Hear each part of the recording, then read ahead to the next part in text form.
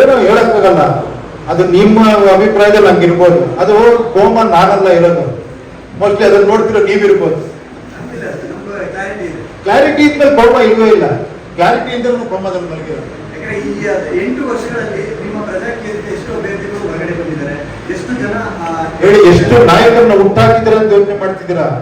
ನಾನ್ ಯಾವಾಗ ನಾಯಕ ಆಗ್ತೀನಿ ಅಂತ ಯಾವಾಗ ಯೋಚನೆ ಮಾಡ್ತಾ ಇದ್ದೀನಿ? ಸಾವಿರ ಜನ ನೋಡಿ, ಎಷ್ಟೋ ಜನ ಬಂದಿದೆ. ತೋರಿಸ್ತದೆ ನಿಮ್ಗೆ, ಯಾವ್ದೋ ಆಟೋ ಮೇಲೆ ಪ್ರಜಾಕೀಯ ಅಂತ ಹೋಗ್ತಾ ಇರ್ತಾನೆ, ನನಗೂ ಸಂಬಂಧ ಇಲ್ಲ, ಯಾವ್ದೋ ವಿಡಿಯೋ ಮಾಡಿರ್ತಾನೆ. ಎಷ್ಟೋ ಜನಕ್ಕೆ ಹೋಗಿದೆ ಇದು.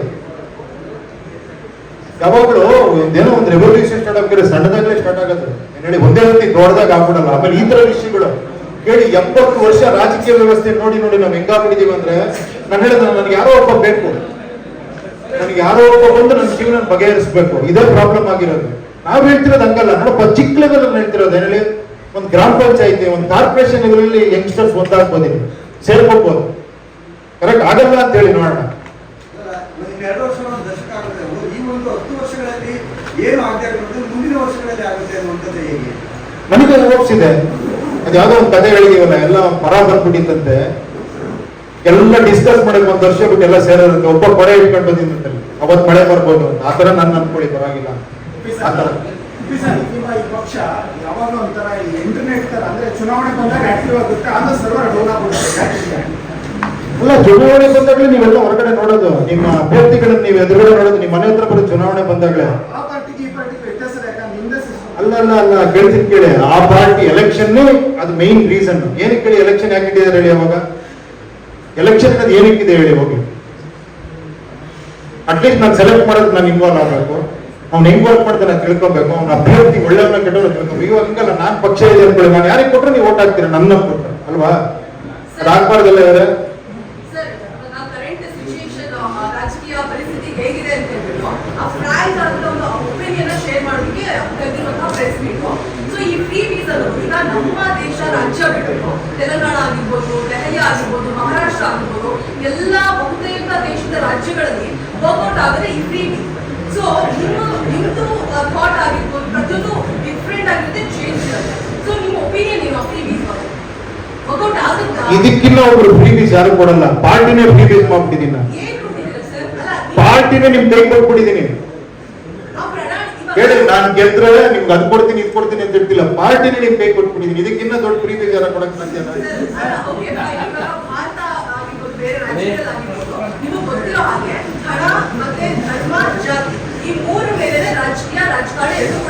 ರಾಜಕೀಯ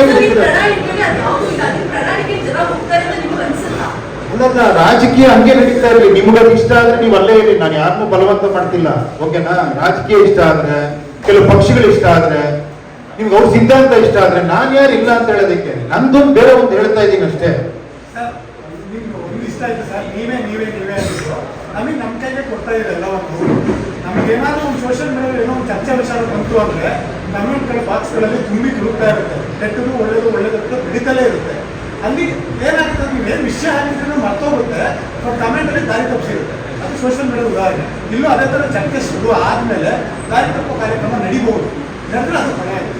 ಅಲ್ಲ, ಒಂದ್ ಹೇಳ್ತೀನಿ ಕೇಳಿ, ನಾನು ಅದಕ್ಕೆ ಇಂಡಿಪೆಂಡೆಂಟ್, ಸ್ವತಂತ್ರ ಅಂತ ಯಾಕೆ ಹಾಕಿದ್ದೀನಿ ಅಂದ್ರೆ, ಸ್ವತಂತ್ರವಾಗಿ ನೀವು ಯೋಚನೆ ಮಾಡೋರಿಗೆ ಮಾತ್ರ ಇದು. ನಾನು ಕಮೆಂಟ್ಸ್ ನೋಡಿ ನನ್ನ ಅಭಿಪ್ರಾಯ ಬದಲಾಗ್ತೀನಿ ಅಂದ್ರೆ ನಾನು ಡಿಪೆಂಡೆಂಟ್. ಅರ್ಥ ಆಯ್ತಾ? ನನ್ನ ಕೇಳ್ತಾರೆ, ಸರ್ ನಿಮ್ಮ ಅಭಿಪ್ರಾಯ ಏನು ಸರ್ ಅದ್ರ ಬಗ್ಗೆ ಅಂತ. ಏನಪ್ಪ ನಿನಗೆ ಅಭಿಪ್ರಾಯ ಇಲ್ವಾ ಅಂತ ನಾನು ಕೇಳಿದ್ದೀನಿ. ನನ್ನ ಅಭಿಪ್ರಾಯಕ್ಕೂ ನನ್ನ ಪರ್ಸನಲ್ ಅಭಿಪ್ರಾಯ ಇದೆ, ನಾನು ನನ್ನ ಅಭಿಪ್ರಾಯ ನಿನ್ ಮೇಲೆ ಯಾಕೆ ಹಾಕಲಿ ಅದನ್ನ? ಕರೆಕ್ಟ್ ಅಲ್ವಾ? ಇದನ್ನ ಉಪಯೋಗಿಸ್ಕೋಬೇಕು ಅಂದ್ಬಿಟ್ಟು ಹುಳಿ ಹಿಂಡಿ ನಾನು ಯಾವ ಪಕ್ಷದ, ನಾನೇ ಎಕ್ಸಾಂಪಲ್ ನಾನೇ ಯಾವ ಪಕ್ಷದವನು ರೆಡಿ ಮಾಡ್ಕೊಂಡು ಬಂದು ಇಲ್ಲಿ ಸ್ಟ್ಯಾಂಡ್ ತಗೊಂಡು ವೋಟಿಂಗ್ ನಿಂತ್ಕೊಂಡು ಗೆದ್ದು ಮತ್ತೆ ಪಕ್ಷಾಂತರ ಆಗ್ತೀನಿ. ಅಲ್ಲ ಹೇಳಿ, ಇಲ್ಲಿ ಬಂದ್ಬಿಟ್ರೆ ಮೋಸ್ಟ್ಲಿ ನನ್ನ ಪ್ರಕಾರ ಇಲ್ಲಿ ಬಂದ್ಬಿಟ್ರೆ ಅವನೇ ಚೇಂಜ್ ಆಗ್ಬೋದು. ಇಲ್ಲ ವೋಟರ್ಸ್ ಅವ್ನು ಚೇಂಜ್ ಆಗಕ್ಕೆ ಬಿಡಲ್ಲ. ಎರಡೇ ದಾರಿ ಇರೋದು, ಆ 2 ದಾರಿ ಇದೆ ಅಷ್ಟೇ. ಅಷ್ಟು ಶಕ್ತಿ ಇದೆ ಖಂಡಿತ. ಜನಕ್ಕೆ ಶಕ್ತಿ ಇಲ್ಲ ಅಂತೀರ ನೀವು? ಅಲ್ಲ, ಒಂದು ಆಶ್ಚರ್ಯ ಅನ್ಸಿದ್ದು, ಇದು ಡೆಮಾಕ್ರೆಟಿಕ್ ದೇಶ ತಾನೆ? ಅಲ್ಲ, ಪ್ರಜಾಪ್ರಭುತ್ವ ದೇಶನ ಇದು ಇಲ್ವೋ ಹೇಳ್ಬಿಡಿ ಫಸ್ಟ್. ಅದು ಡೌಟ್ ಇದೆಯಾ ಅಲ್ಗಾರ ಇವರೇ? ಡೌಟ್ ಇದೆಯಾ? ಇದು ಪ್ರಜಾಪ್ರಭುತ್ವ ತಾನೆ, ವೋಟಿಂಗ್ ಇದೆ ತಾನೆ? ಆದ್ರೂ ಒಂದು ವಿಚಿತ್ರ ಅಭಿಪ್ರಾಯ, ನೋಟಾಗಿ ಹಾಕ್ತೀವಿ ಸರ್ ಅಂತ. ಬಹಳ ಬುದ್ಧಿವಂತರು ನೋಟಾಗಿ ಹಾಕ್ತೀವಿ ಅಂತ. ನೋಟಾಗಿ ಹಾಕಿದ್ರೆ ಅಂದ್ರೆ ವರ್ಕೌಟ್ ಆಗಿ ಹಾಕಿ. ನೋಟಾಗಿ ಏನ್ ಹೇಳಿ, ನೋಟಾಗಿ ಹಾಕಿದ್ರೆ ಮೋರ್ ದೆನ್ 50% ನೋಟಾಗಿ ವೋಟ್ ಬಿದ್ರೆ ಅಲ್ಲಿ ನಿಂತಿರೋರೆಲ್ಲ ಕೊಟ್ಟೋಗ್ಬಿಡ್ಬೇಕು. ಅರ್ಥ ಆಯ್ತು? ಅನರ್ಹರಾಗಬೇಕು. ಆಕ್ಚುಲಿ ಕರೆಕ್ಟ್ ಅಲ್ಲ ಇದ್ರೆ ಅದು ಇದೆಯಾ ಕಾನೂನಲ್ಲಿ? ಇಲ್ಲ ತಾನೆ. ಅವ್ರು ನೋಟ್ ಹಾಕಕ್ಕೆ ಏನ್ ಪ್ರಯೋಜನ? ನೋಟ್ ಹಾಕ್ಬಿಟ್ಟು ಇಂಡೈರೆಕ್ಟ್ ನಾವೇನ್ ಹೇಳ್ತಿದೀವಿ ಅಂದ್ರೆ ನಮಗೆ ಡೆಮಾಕ್ರಸಿ ಬೇಡ ಅಂತಿದೀವಿ. ಅದು ಮಾಡ್ಕೊಂಬಾರ್ದು. ನಮಗೆ ರೈಟ್ಸ್ ಇರಬೇಕು ಜನಗಳಿಗೆ ಅಲ್ವಾ?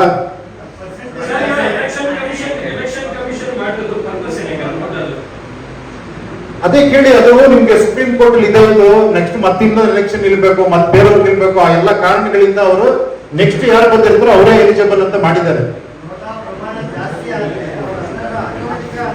ಹಾ, ಎಲ್ಲರೂ ಅನರ್ಹರಾಗಬೇಕು. ನನ್ನತ್ತಿಗೆ ಅಂದ್ರೆ ಇವ್ ಯಾರು ಬೇಡ ಅಂತ. ಬಟ್ ಅದಿಲ್ಲ, ಯಾಕಂದ್ರೆ ಅದು ಆಗಲ್ಲ. ಬಿಕಾಸ್ ಆಫ್ ಪ್ರೆಸೆಂಟ್ ಸಿನಾರಿಯೋ ಅಲ್ಲ. ನಿಮ್ಗೆ ಚೆನ್ನಾಗಿ ಗೊತ್ತಿರೋದು ಹೇಳಿ. ರಾಜ್ಯನ ಹೇಗೆ ಡೆವಲಪ್ಮೆಂಟ್ ಮಾಡ್ಬೋದು ಅನ್ನೋದನ್ನ ತೋರಿಸಿದ್ರಿ. ಜನ ಎಲ್ಲರನ್ನು ಕೂಡ ಇಷ್ಟಪಟ್ಟರು, ಒಪ್ಕೊಂಡ್ರು. ಬಟ್ ಅದು ಸಿನಿಮಾ ತೋರಿಸಿದ್ರೆ ನೀವು ನಿಜವಾಗಿ ಮಾಡೋದಕ್ಕೆ ಹೊರಟಿದ್ದೀರಾ, ಅದನ್ನ ಜನ ಒಪ್ತಾರೆ ಅಂತ ನಿಮ್ಗೆ ಅನ್ಸುತ್ತೆ? ನಾನು ಹೊರಟಿಲ್ಲಮ್ಮ, ಎಲ್ರು ಮಾಡ್ಬೋದು, ಸೇರ್ಕೊಂಡ್ರಿ ಅಂತ ಹೇಳ್ತಿರೋದು. ನೀವು ಮಾಡ್ತೀರಾ ಅಂತ ನನಗೆ ನಂಬಿಕೆ ಇರೋದು. ನೀವು ನನ್ನ ಕೈ ತೋರಿಸಿದ್ರೆ ನಾನು ನಿಮ್ ಕಡೆ ತೋರಿಸ್ತೀನಿ. ಓಕೆನಾ? ಅದ್ರ ಕ್ಲೈಮ್ಯಾಕ್ಸ್ ಅಲ್ಲಿ ಹಿಂಗೆ ತೋರಿಸಿರೋದು. ಈಗ ಅವರೇ ಮಾತಾಡ್ತಾ ಇದ್ದಾರೆ 2028ಗೆ ಗುಬ್ಬಿ ಸರ್ ಎಲೆಕ್ಷನ್ ನಿಲ್ತಾರ ಸಾಧ್ಯತೆ ಇರ್ಬೋದು ಅನ್ನೋದು ಒಂದು ಅಭಿಪ್ರಾಯ ವ್ಯಕ್ತಪಡಿಸಿ. ಅಲ್ಲ ನೋಡಿ, ಇಲ್ಲಿ ಹೋಗಿ ಜಾಗ ಇದೆಯಲ್ಲ, ನಾನ್ ಬೇಕು ಒಂದ್ ವೇಳೆ ಈಗ ನೀವು ಪ್ರಜಾಕೀಯ ಜನತೆ ಗೆದ್ರು ಕೂಡ ಮುಂದಿನ ದಿನಗಳಲ್ಲಿ ಯಾವ ಪರಿಸ್ಥಿತಿ ಇದೆ ಅಂದ್ರೆ ನೀವು ಮತ್ತೆ ಬೇರೆ ಪಕ್ಷದ ಜೊತೆಗೆ ಕೈ ಜೋಡಿಸಬೇಕಾಗುತ್ತೆ. ಅಭಿವೃದ್ಧಿ ಮಾಡ್ಬೇಕು, ಮತ್ತೊಂದು ಮಾಡ್ಬೇಕು. ಯಾಕೆ? ಅಲ್ಲ, ನೀವು ಇಂಡಿಪೆಂಡೆಂಟ್ ಆಗಿದ್ರು ಕೂಡ ನೀವು ಒಬ್ರು ಅಥವಾ ಈ ನಿಮ್ ಪಾರ್ಟಿ ತೆಗೆದಂತ ಅಷ್ಟೇ ಜನರಿಂದ ಆ ಸಾಧ್ಯತೆಗಳು ಕಡಿಮೆ ಕಾಣಿಸುತ್ತೆ. ಇಲ್ಲ, ಇದು ಪಾರ್ಟಿ ಸಿಸ್ಟಮ್ ಎಲ್ಲ ಈ ಜನಗಳು ಸೇರ್ತಾರೆ. ಅಲ್ಲ, ನೀವು ಒಂದ್ಸಲಕ್ಕೆ ಅದನ್ನ ಏನ್ ಮಾಡ್ತೀರಾ? ಅಲ್ಲ, ಅದು ಬಿಡಿ, ಇದನ್ನ ಹೇಳ್ತಾ ಇರೋದು. ಇದ್ರ ಬಗ್ಗೆ ಮಾತಾಡೋಣ. ಆಮೇಲೆ ನಾನಿರೋದು ನನ್ನ ಪಾರ್ಟಿ ಅದು ಸೆಕೆಂಡ್.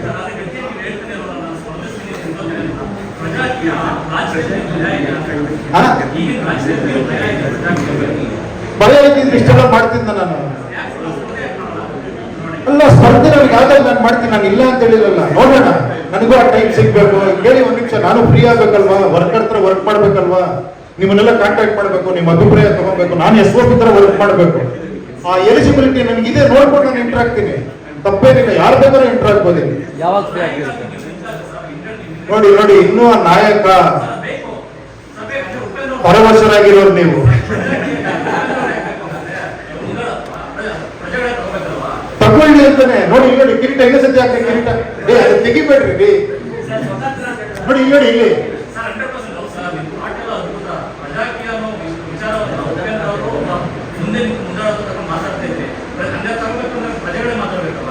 ಹೌದು.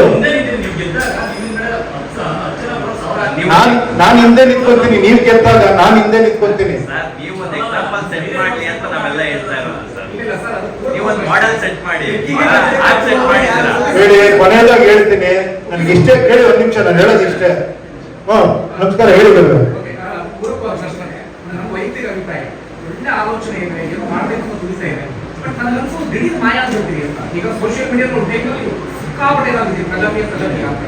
ಈಗ ನಾವು ನೋಡಿದ್ರೆ ಕೆಲವು ಪೋಸ್ಟ್ಗಳಿಗೆ ಸೀಮಿತ ಆಗಿದೆ. ಒಂದು ಹಂತಕ್ಕೆ ಬಂದ್ರೆ ಎಲ್ಲೋ ನೋಡ್ಬೋದು, ಕಿಂಚಿತ್ತು ವೇಗ ಇತ್ತು. ಬಟ್ ದಿಢೀರ್ ಅದಕ್ಕೊಂದು ಬ್ರೇಕ್ ಅಲ್ಲ, ಏನಾಯ್ತು ಅಂದ್ರೆ ಮತ್ತೆ ನನ್ನ ಪಾರ್ಟಿ ಉಪೇಂದ್ರ ಅದಕ್ಕೆ ಅಂಟಾಕೊಂಡೇ ಇತ್ತಲ್ಲಿ. ಏನ್ ಹೇಳಿ, ಅದರಿಂದ ಹೊರಗೆ ಬರೋದು ಹೆಂಗೆ ಅಂತ ಯೋಚನೆ ಮಾಡಿ ನಿಜವಾದ ಒಂದು ಪಾರ್ಟಿ ಜನರ ಕೈ ಕೊಡುವಂತ ಒಂದು ಪಾರ್ಟಿ ಮಾಡಕ್ ಸಾಧ್ಯನಾ ಅಂತ ಯೋಚನೆ ಮಾಡಿದಾಗ ಈ ಐಡಿಯಾ ಬಂದಿತ್ತು ನನಗೆ. ಮುಂದೆ ನಿಂತ್ಕೊಳ್ಬೇಕು ಅಂತ ಲೀಡ್. ಈಗ ಸಿನಿಮಾ ಅಂದಾಗ ಸಿನಿಮಾ ಒಬ್ಬರು ಲೀಡ್ ಕ್ಯಾರೆಕ್ಟರ್ ಬೇಕು. ಅದೇ ರೀತಿ ದಿಢೀರ್ ನೀವು ಮಾಯ ಆಗ್ಬಿಟ್ರೆ ಹಿಂದೆ ಭ್ರಮನಿರಸ ಆಗ್ಬಿಡುತ್ತೆ. ಅಲ್ಲ, ನಾನು ಹೇಳ್ತಾ ಇರೋದು ತುಂಬಾ ಆಕ್ಟಿವ್ ಆಗಿದ್ದು ಕಾಣಿಸ್ಲಿಲ್ಲ. ತುಂಬಾ ಸಿನಿಮಾಗಳಲ್ಲಿ ಆಕ್ಟಿವ್ ಆಗಿ ಕಾಣಿಸ್ಲಿಲ್ಲ. ಅಲ್ಲ, ಗೊತ್ತಾಯ್ತು. ಏನ್ ಗೊತ್ತಾ, ನೀವು ರಾಜಕೀಯದಲ್ಲೇ ಮಾತಾಡಿದ್ರೆ ನಾನು ಪ್ರಜಾಕೀಯ ಮಾತಾಡೋದು ಕಷ್ಟ. ರಾಜಕೀಯದಲ್ಲಿ ಒಬ್ಬ ರಾಜ ಬೇಕು, ಪ್ರಜಾಕೀಯದಲ್ಲಿ ಪ್ರಜೆಗಳು ಬೇಕು, ಇಷ್ಟೇ. ಇವತ್ತು ನಿಮ್ಮ ಹತ್ರ ಯಾರು ಜನಸಾಮಾನ್ಯರು ಯಾರು ಬರ್ತಾ ಇಲ್ಲ. ಅಲ್ಲ, ಆ ಒಂದು ಕೆಲಸ ನನ್ ದೇವರು ಕೊಟ್ಟಿದ್ದಾನೆ, ಅದನ್ನು ಮಾಡ್ತಾ ಇದ್ದೀನಿ. ಅವ್ರ ಪರವಾಗಿ ನಾನು ಮಾತಾಡ್ತಿದ್ದೀನಿ. ಅವ್ರು ಹೇಳ್ತಿರೋದು ಏನು ಅಂತ ಹೇಳಿದ್ರೆ, ಇದು ಒಂದು ಸಾಫ್ಟ್ವೇರ್ ಆಲ್ಗೋರಿದಮ್. ಇದು ಸಾಫ್ಟ್ವೇರ್ ಯಾವುದೇ ಡಿವೈಸ್ ಅಲ್ಲಿ ಇನ್ಸ್ಟಾಲ್ ಮಾಡೋದು ಸೇಮ್ ಇನ್ಸ್ಟಾಲ್ ಆಗುತ್ತೆ. ಆಂಡ್ರಾಯ್ಡ್ ಅಲ್ಲಾದ್ರೂ ಸೇಮ್ ಅಪ್ಲಿಕೇಶನ್ ಇರುತ್ತೆ, iOS ಅಲ್ಲಾದ್ರೂ ಸೇಮ್ ಅಪ್ಲಿಕೇಶನ್ ಇರುತ್ತೆ, ಎಲ್ಲ ಫೋನಲ್ಲೂ ಸೇಮ್ ಫಂಕ್ಷನಿಂಗ್ ಇರುತ್ತೆ. Because it's software algorithm. But ಮನುಷ್ಯರು ಸಾಫ್ಟ್ವೇರ್ ಆಲ್ಗೋರಿದಮ್ ಅಲ್ಲ, ಅವರು ಬಯಾಲಜಿಕಲ್ ಆಲ್ಗೋರಿದಮ್. ಒಬ್ಬರು ಒಂಥರ ಬೇರೆ ಬೇರೆ ಥರ ಥಿಂಕ್ ಮಾಡ್ತಾರೆ. ಎರಡರ ಕನೆಕ್ಷನ್ ಹೇಗಾಗುತ್ತೆ? ಲೀಡರ್ ಲೆಸ್ ನಿಮ್ಮ ಫಿಲಾಸಫಿ ಟು ಸ್ಟಿಲ್ ಬಿಲೀವ್ ಅದು ವರ್ಕ್ ಆಗುತ್ತೆ. ಅಲ್ಲ, ನೋಡೋಣ. See I am trying this. ಏನಿವ್ರೆ, ನಾನು ಇದನ್ನ ಟ್ರೈ ಮಾಡ್ತಾ ಇದ್ದೀನಿ. ನೋಡೋಣ. ಸಿ, ಪ್ರಯತ್ನ ಪಡದೇ ಇರಬಾರ್ದು. ಒಂದೇನೋ ಆಲೋಚನೆ ಬಂದಾಗ ಅದು ಪ್ರಯತ್ನ ಪಡಬೇಕು. ನೋಡೋಣ, ಜನ ಇದನ್ನ ಹಿಂಗೆ ಎತ್ಕೊಂಡು ಹೋಗ್ತಾರೆ. ನೋಡೋಣ.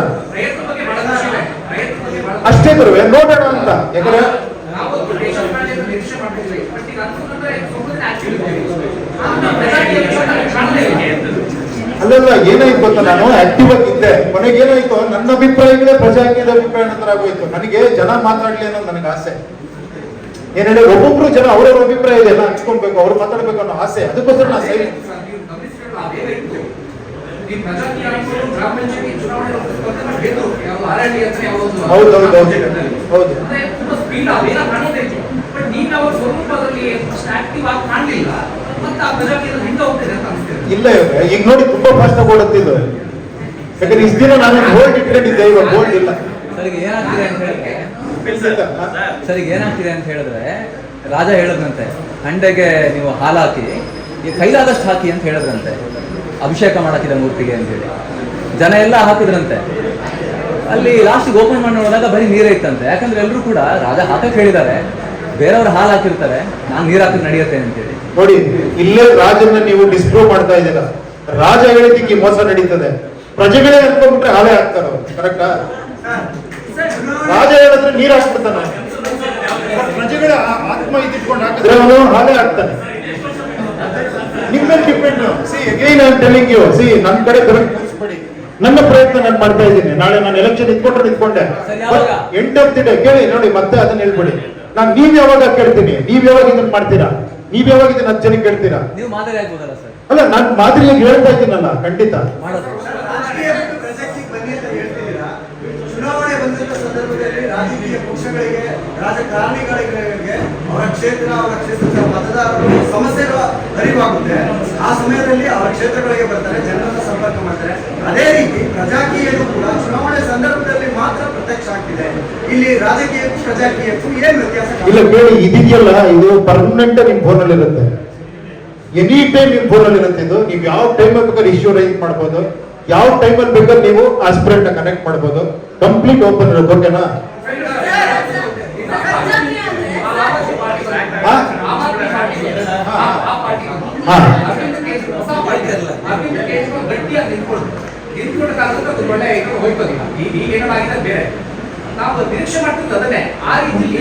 ಅದನ್ನೇ ನಿರೀಕ್ಷೆ ಮಾಡ್ತಿದ್ದೀರಾ ನೀವು? ಅಲ್ಲಲ್ಲ ಹೇಳಿ, ನೀವು ಒಂದೇ ಹೇಳಿದ್ರಿ ಅದೇ ತರ ನಿರೀಕ್ಷೆ ಮಾಡ್ತೀನಿ ಅಂತ. ಅದೇ ತರ ನಿರೀಕ್ಷೆ ಮಾಡಬೇಡಿ. ಇದು ಆಪ್ ಅಲ್ಲ, ಇದು ಕಾಂಗ್ರೆಸ್ ಅಲ್ಲ, ಬಿಜೆಪಿ ಅಲ್ಲ, ಇದು ಪ್ರಜಾಕೀಯ ನಿಮ್ದಿದು.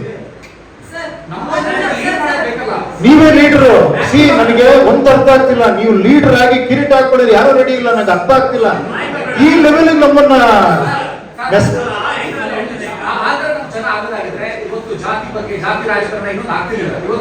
ನೋಡಿ, ಜನನ್ ಬೇಡ.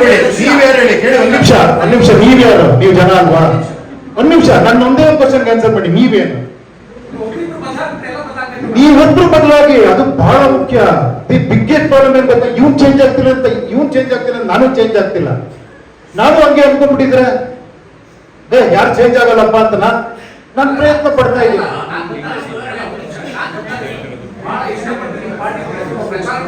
ಹೌದು, ಆಗ್ತಾರೆ. ಇಲ್ಲ, ಆಗ್ತಾರೆ. ದಯವಿಟ್ಟು ನಾನು ಆ ಕಡೆ ಈ ಕಡೆ ನೋಡ್ಬಾರ್ದು. It is again dependent. I am independent. I am not depending upon other support. ನಾನು ಇನ್ನೊಬ್ಬರ ಸಪೋರ್ಟ್ ಇಂದ ನಾನು ಸಪೋರ್ಟ್ ಮಾಡಲ್ಲ. ನಾಳೆ ಒಂದು ದೊಡ್ಡ ರ್ಯಾಲಿ ನೋಡ್ಬಿಟ್ಟು ಲಕ್ಷಾಂತರ ಜನ ನೋಡ್ಬಿಟ್ಟು ಉಪೇಂದ್ರ ಪ್ರಜಾಕೀಯ ಫುಲ್ ಸಪೋರ್ಟ್ ಇದೆ ಅಂತ ಬರೋದು ನಿಜವಾದ ಸಪೋರ್ಟ್ ಅಲ್ಲ. ವಿಚಾರಗಳನ್ನ ತಿಳ್ಕೊಂಡು ಇದಾಗಬೇಕು ಅಂತ ಪ್ರತಿಯೊಬ್ಬ ಎದುರ್ತಾನಲ್ಲ, ಅದು ನಿಜವಾದ ಬದಲಾವಣೆ. ಇದ್ರೊಳಗೆ ಬದಲಾವಣೆ ಆಗಿಲ್ಲ.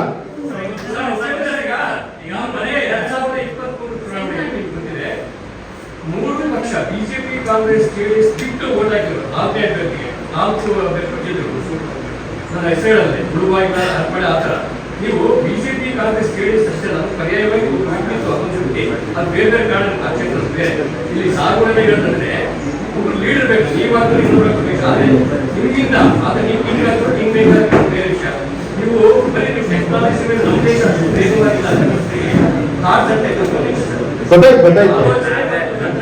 ವೇಗವಾಗಿಲ್ಲ ನಮ್ಮ ದೇಶದಲ್ಲಿ. ಈ ನಿಮ್ಮ ಸ್ಪೀಡಿಗೆ ಅಂದ್ರೆ ಈಗ ಮುಂಚೆದಲ್ಲಿ ಹೋಗ್ತಾರೆ. ಅದೇ ನಾನು ಸ್ಪೀಡ್ ಇಲ್ಲ ಅಂತ ಹೇಳ್ತಾ ಇರೋದು.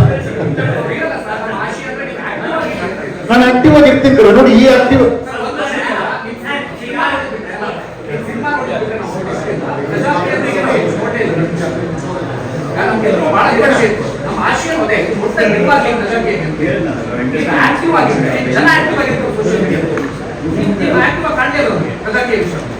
ಅಲ್ಲ, ನಾನು ನೋಡಿ ಮತ್ತೆ ಎಷ್ಟು ಡಿಪೆಂಡೆನ್ಸಿ ಇದೆ ನೋಡಿ ನಿಜವಾಗ್ಲು. ಕಷ್ಟ ಮಾಡಿದ್ದಾರೆ, ಆದ್ರೆ ಲೀಡ್ ಮಾಡ್ತಾ ಇದ್ದಾರೆ. ಆದ್ರೆ ಎಲೆಕ್ಷನ್ 2 ಬಾರಿ ಸೋತಿದ್ದಾರೆ. ನಮ್ಗೆ ಉದಾಹರಣೆ ಕೊಟ್ಟು ಕೇಳಿ ಸರ್. ಈಗ ನಿಮ್ಗೆ ಆಗೋದವ್ರು ಬೇಕು ಅಂದ್ರೆ ನಿಮ್ಗೆ ಇನ್ನೊಬ್ರು ಬರ್ತಾರೆ, ವೆಯ್ಟ್ ಮಾಡಿ. ಒಬ್ಬ ನಾಯಕ ಬಂದು ಎಲ್ಲ ಬದಲಾವಣೆ ಮಾಡ್ತಾನೆ, ವೆಯ್ಟ್ ಮಾಡಿ, ವೆಯ್ಟ್ ಮಾಡಿ, ಬರ್ತಾನೊಬ್ಬ. ಬರ್ತೀನಿ, ನಾನು ಬರ್ತೀನಿ. ನೀವೇನು ಮಾತಾಡ್ಬೇಡಿ, ನಾನು ಬರ್ತೀನಿ. ನಾನು ಬಂದು ನಿಮ್ಗೆ ಏನ್ ಬೇಕು ನಿಮ್ಮನ್ನೆಲ್ಲ ನಾನು ಉದ್ಧಾರ ಮಾಡ್ತೀನಿ. ಒಪ್ಕೊಂತೀರಾ? ಬಿಡಿ, ನಾನು ಬರ್ತೀನಿ. ಓಕೆ, ಜೈ ಉದ್ಧಾರ.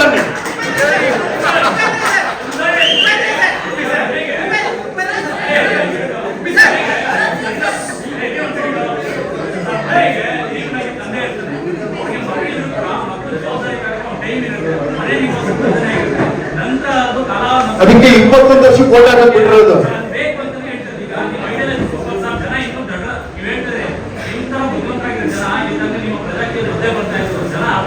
ಹೇಳಿ, ಒಂದೇ ವೇಳೆ ನಿಮ್ಗೆ ಇಲ್ಲಿಂದ ಆಚೆ ಹೋಗ್ಬೇಕಾದ್ರೆ ಹೇಳ್ತೀರಾ, ಇವನು ಬುದ್ಧಿವಂತ ಅಂತ, ಇವನ್ ದಡ್ಡ ಇವನು ಅನ್ಕೊಂಡು ಹೋಗ್ತೀರಾ. ಬುದ್ಧಿವಂತ ಆಗಿದ್ರೆ ಇದ್ರಲ್ಲಿ ನಿಂತ್ಕೊಂಡು ಆಗ್ಬೋದಾಗಿತ್ತು, ಇಷ್ಟೊತ್ತಿಗೆ ಅವನು MP ಆಗ್ಬೋದಾಗಿತ್ತು ಅಟ್ಲೀಸ್ಟ್. ದಡ್ಡ ನನಗೆ ನೀವು ಆಗ್ಬೇಕು, ನೀವು ರಾಜರಾಗಬೇಕು, ನೀವು ಆಗ್ಬೇಕು.